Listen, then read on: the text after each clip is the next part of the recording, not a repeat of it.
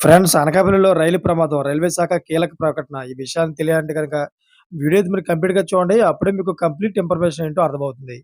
అదే విధంగా చాలా మంది వీడియో చూస్తున్నారు గానీ లైక్ అని కామెంట్ చేయట్లేదు. దయచేసి లైక్ అని కామెంట్ చేయండి. లైక్ అని కామెంట్ చేయడం వల్ల ఈ ఇన్ఫర్మేషన్ మనం చాలా మందికి తెలియజేసేవాళ్ళం అవుతాం. అదే విధంగా అనకాపల్లిలో ఎందుకంత ప్రమాదం జరిగింది అనే విషయాలు మనం పూర్తిగా తెలుసుకుందాం. అదే విధంగా రైల్వే శాఖ ఏం ప్రకటన చేశారనే విషయాలు మనం పూర్తిగా తెలుసుకుందాం. ఫ్రెండ్స్ అనకాపల్లిలో ఘోర రైలు ప్రమాదం తప్పింది. అనకాపల్లి విజయరామరాజుపేట అండర్ బ్రిడ్జ్ వద్ద సేఫ్టీ గడ్డర్‌ను, క్వారీ రాళ్లను తీసుకెళ్తున్న లారీ ఢీకొట్టింది.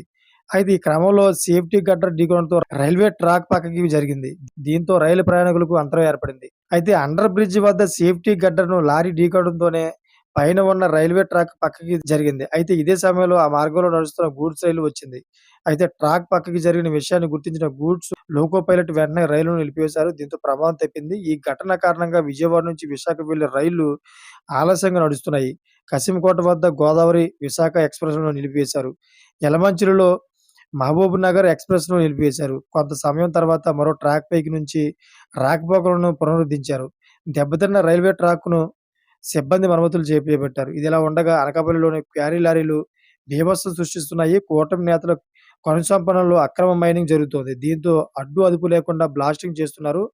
పరిధికి మించి లారీల్లో రాయి ఎన్ఓఏబీకి తరలిస్తున్నారు. ఈ క్రమంలోనే అనేక ప్రమాదాలకు క్వారీ లారీలు కారణమవుతున్నాయి. Thanks for watching friends.